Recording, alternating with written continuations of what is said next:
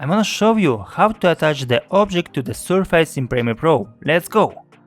Before you start, just take into consideration that this effect will work on the static image. In my case, I have already added the image in my timeline, and I wanna attach the object on the walls. First of all, go to Effects Control, and by the using position, just drag the image to the place where you wanna attach. After that, go to Effects and write Corner Pin. Drag your corner pin effects to your image. Come back to the Effects Control and select the corner pin. You will see the blue circle to appear.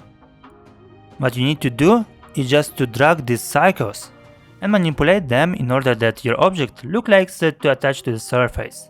Perfect, everything is ready, let's see the result. Help to grow this channel, put your like and subscribe.